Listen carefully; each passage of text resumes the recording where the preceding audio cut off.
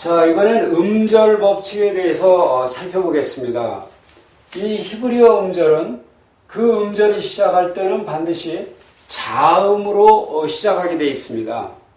원래 히브리어는 자음으로만 이루어진 글자였었는데 모음은 이제 오랜 후에 후대에 가서 고안이 되었던 그런 글자였고 원래는 자음으로만 쓰이던 그런 글자였습니다. 그래서 음절을 시작할 때는 반드시 자음으로 시작한다 하는 그런 특성을 가지고 있습니다. 또 히브리어 음절은 한 음절은 한 개의 모음만 가진다 하는 그런 특성. 그래서 히브리어 음절은 이렇게 두 개의 특성을 가지고 있다는 사실이고, 자, 그런데 음절 하면은 소리음자의 마디절자, 소리마디, 소리단이라는 뜻이죠. 그러니까 우리가 자음과 모음을 합해서 한 번에, 한꺼번에 낼 수 있는 소리의 단위다. 이렇게 말씀드릴 수 있는데, 예를 들면은, 마, 산, 철, 수. 그래서 이런 단어가 있다 그러면은, 마산, 요거는 두 개의 소리 단위로 되어 있습니다. 마, 산 해서 요거는 두 개의 소리 단위, 즉 두 음절로 이루어진 거죠. 철수, 요 단어도 두 개의 음절, 두 개의 소리 단위로 이루어져 있습니다. 그래서 요 음절들을 살펴보면은 마하고 요 수, 요 마하고 수는 자음 모음, 자음 모음으로 이루어진 그런 글자입니다. 그래서 자음, 모음 이렇게 이루어진 글자를 우리는 개음절이다 이렇게 얘기를 하고, 철, 산, 요 철과 산 요거는 자음, 모음, 자음, 자음, 모음, 자음 이렇게 이루어진 요런 글자입니다. 그래서 자음, 모음, 자음으로 이루어진 요런 음절 요거를 폐음절이다 우리는 이렇게 얘기합니다. 그러니까 그 글자가 그 음절이 모음으로 끝났다. 그러면 개음절, 열린 음절이다. 이렇게 얘기하고, 자음으로 끝났다. 그러면 폐음절, 닫힌 음절이다.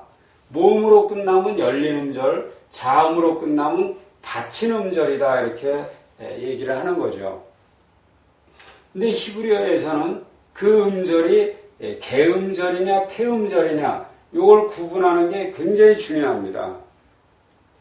히브리어의 음절 법칙이 이제 네 가지가 있는데, 이 음절 법칙들은 그 음절이 이렇게 개음절이냐, 폐음절이냐, 여기에 따라서 그 내용이 달라지기 때문에 개음절이냐, 폐음절이냐, 이걸 구분하는 건 굉장히 중요한 얘기입니다.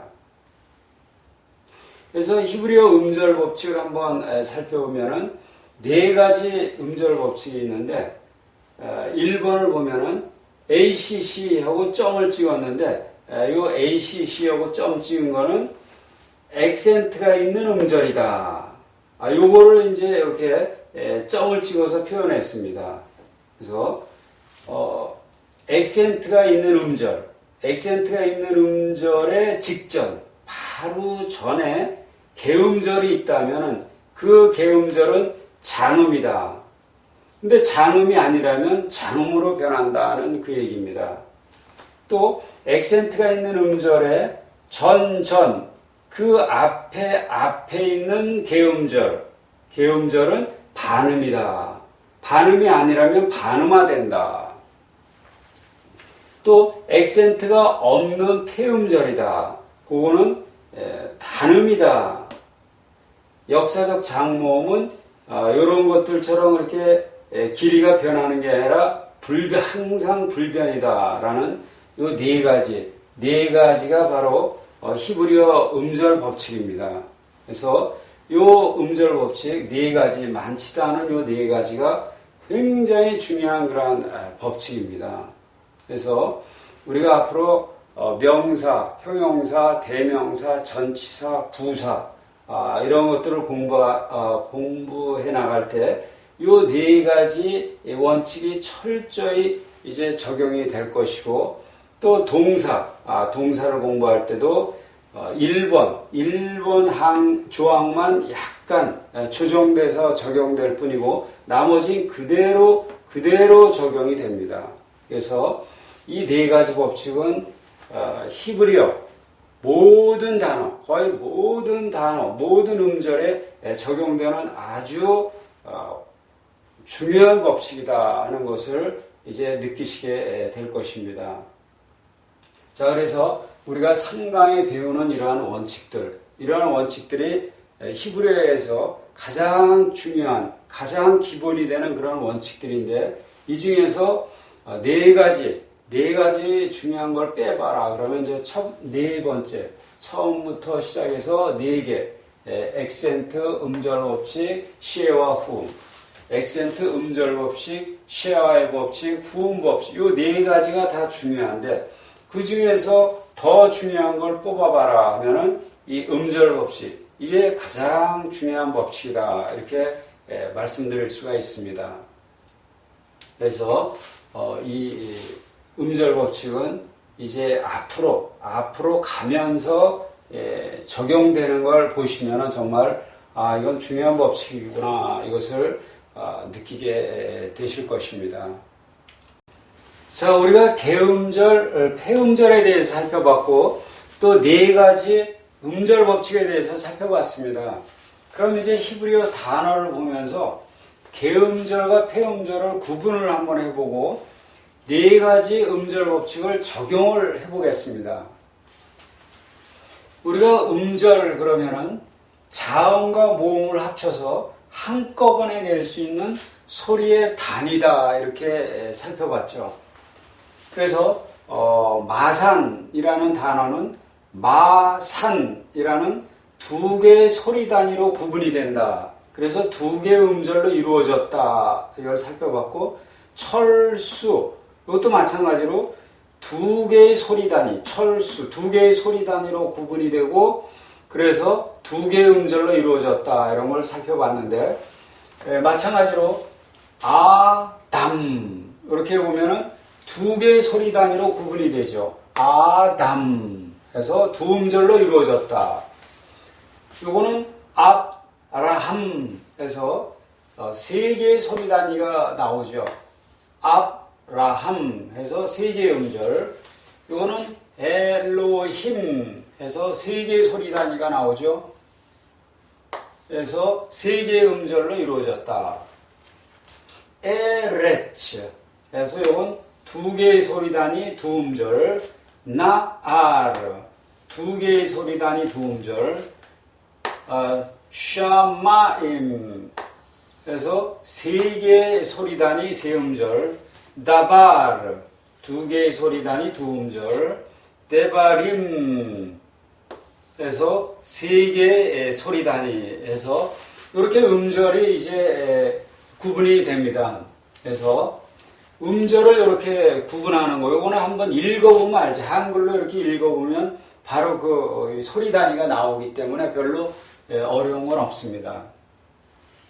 자, 이번엔 개음절이냐 폐음절이냐 요걸 구분을 해봅니다.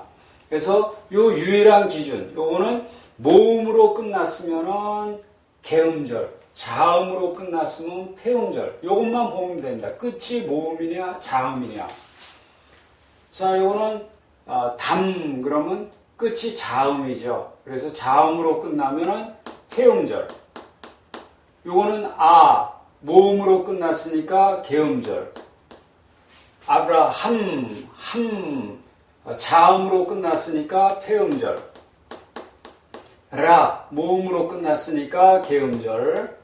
앞 하면은 이제 요거를 우리는 무성세화다 그렇게 얘기를 합니다. 무성세화, 유성세화 이런 세화는 이제 다음번에 바로 배울 텐데 요거는 무성세화로서 소리값이 없습니다. 소리값이 없고 따라서 소리값이 없기 때문에 발음 표기도 없습니다. 발음 표기도 안 해준다. 영어로 발음을 표기할 때 소리값이 없으니까 표기해줄 발음값이 없는 거죠. 그런데 요게 한 가지 기능은 있습니다.